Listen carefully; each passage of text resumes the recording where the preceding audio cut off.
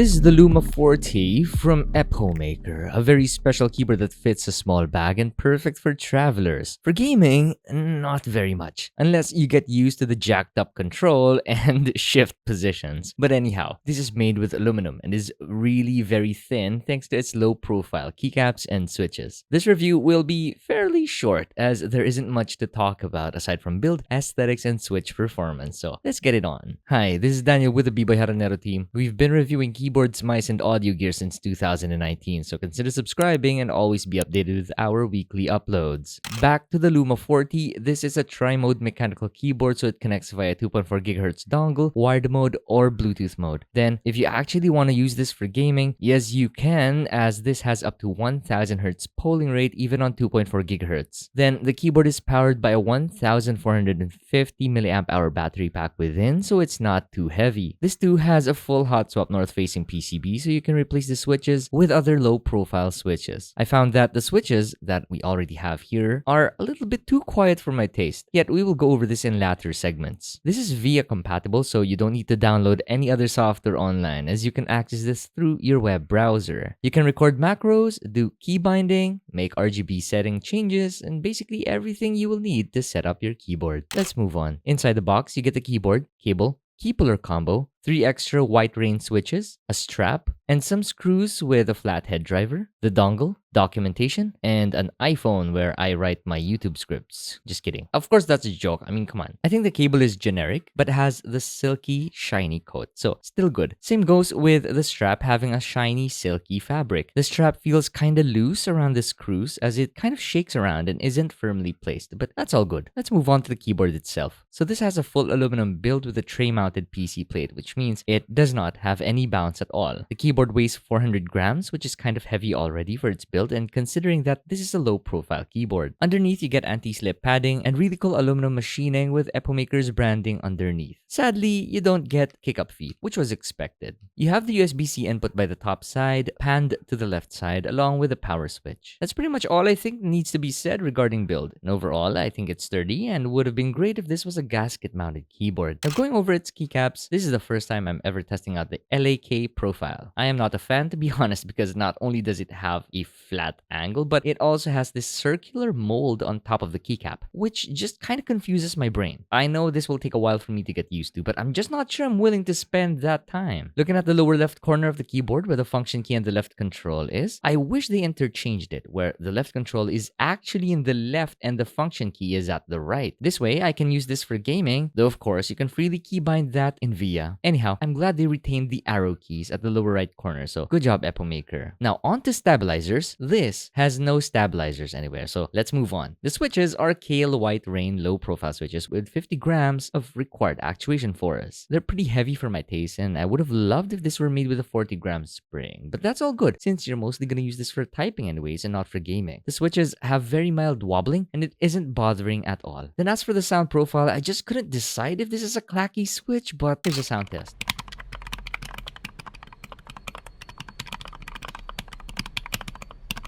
Now, onto aesthetics, there really isn't much to talk about here aside from the strap, the PC, ice frosted keycaps, and what's underneath, which really you won't be looking at when using the keyboard. This is offered in only one colorway, and it is what we have here. And overall, I think it is aesthetic and minimalist at the same time. I'm just not entirely a fan of the keycap legend colors. I have broken eyes, and I find it a little bit difficult for me to read the legends. And yes, I still look at my keyboard when I type. When the RGBs are turned on, it can also be difficult to see the legends. You're really gonna have to get used to the layout as soon as you can. Anyways, I think the RGB is fairly bright, and I like that they went with north-facing LEDs. I think replacing the keycaps, by the way, with something like double shot shine-through low-profile set would make this very beautiful to the eyes. But what we got here is already good enough. The holiday season is coming, so it would be great to have an extra source of Christmas lights. Overall, I see this as a functional, portable keyboard that will allow you to lug it around when traveling. Again, not very much recommended for gaming, but still would perform. So there you have it. Do you have any questions? Let me know in the comment section down below. And the links, by the way, are in the description. So go check it out and get yourself a LUMA40. See you guys again next time. Bye-bye.